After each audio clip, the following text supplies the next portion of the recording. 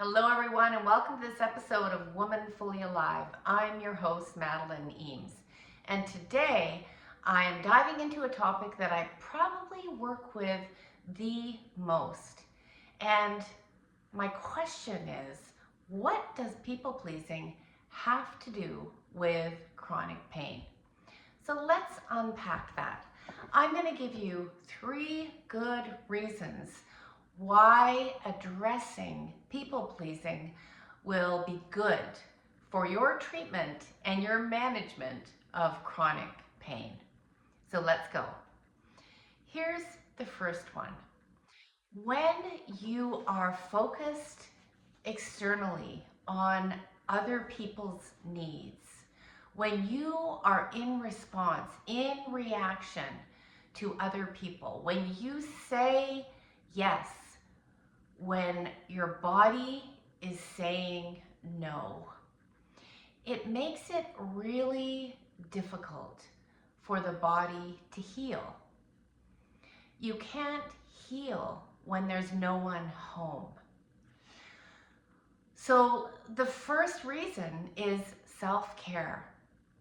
To be able to have boundaries, to say no, to say I'm at capacity, to say I'm at my limit, to not have the forward moving of people pleasing, which is what's called fawning, and to be able to stay at home in your body and guard your health is one of the most important things you can do when you're healing anything for that matter, but most specifically chronic pain.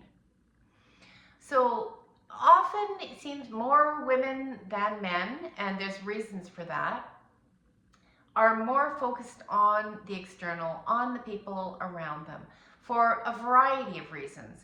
One is just evolutionary. We have to be aware of other people in the tribe or the people outside of the tribe that are perhaps a threat or a danger in order to be able to survive. But if you have grown up in maybe a family where there's been some violence or abuse or even stony silence, you have to be able to tune into the people around you in order to know how to respond. Now, you don't even have to have that in your history for a woman to develop people pleasing. We learn very, very young through our educational system, through our religious system, through our culture, that a girl's role is to behave, to be quiet, to give, and to cater to other people. So if this is you, it's not unusual, unfortunately. The other reason is because the female nervous system naturally has more oxytocin. So we have that bonding, caring chemical inside of us. And that's, again, evolutionary. So when it comes to raising children or feeding babies, we need to be responsive in a very caring and bonding way. So the other reason is, because of this bonding, we are very socially engaged through our ventral vagal nervous system, involving the eyes, the throat, the mouth. And so this social nervous system is very much engaged in connection, in relationships. So we are more naturally going to be attuned to other people's faces, other people's tone of voice, other people's facial expressions.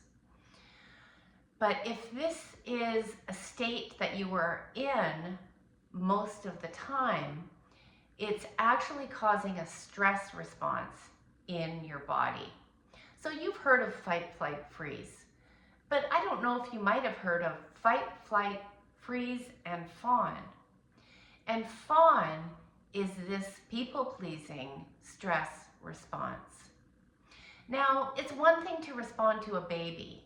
That's a very natural and human response to have. But to respond to someone who is demanding or abusive or intrusive in your boundaries, or just that friend that keeps calling you up that's absolutely draining to you, that causes a fear stress response.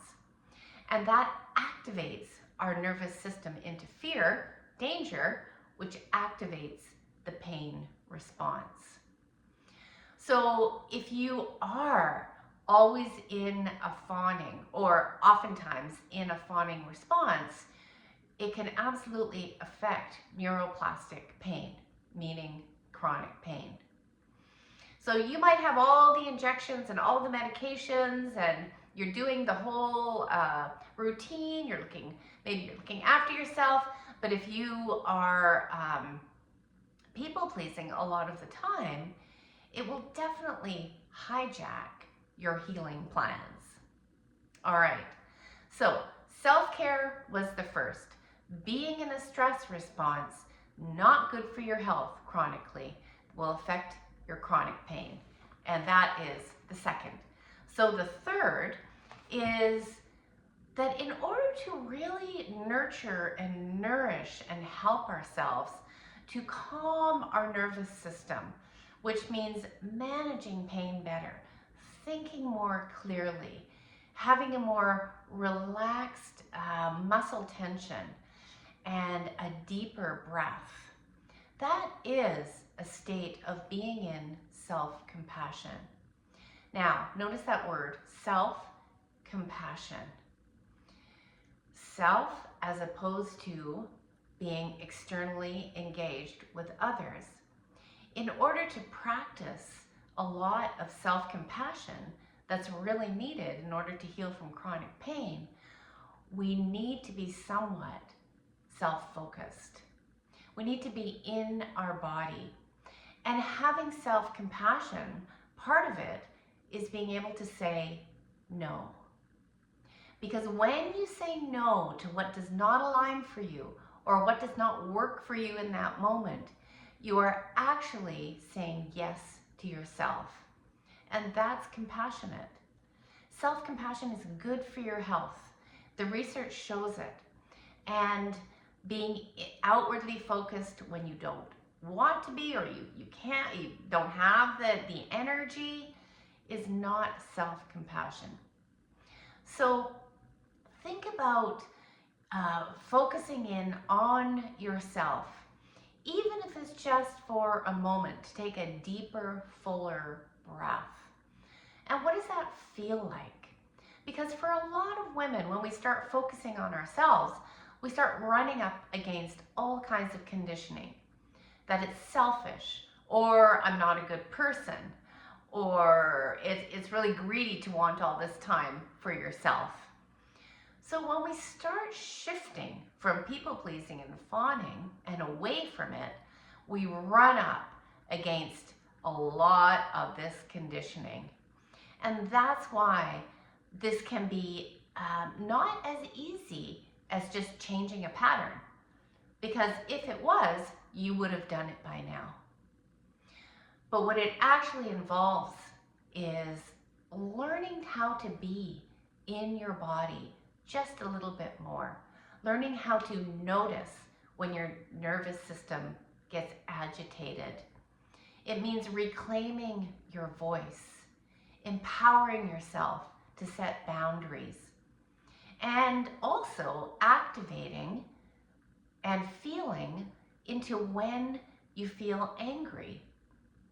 Because if you are saying yes a lot of the time, you start to build up inner resentment, and that contributes to chronic pain. So reclaiming yourself from people-pleasing involves a many-pronged approach. Excuse me. And this is what is one of my passions. This is what I absolutely love to help women with. So if you are hearing this episode sometime in June 2025, I want to let you know that I have just opened up a limited number of coaching spots over this summer to help women with exactly this. So if this is something that you need support with, if it's something that you'd like some one-on-one time to help you overcome these patterns, perhaps heal childhood trauma that caused this in the first place, and help you manage pain better, then reach out and let's see if it's a good fit for us to meet. Okay, everyone, I hope you've enjoyed this episode. And if you have, don't forget to like it, share it with people who will benefit, and I'll see you in the next one.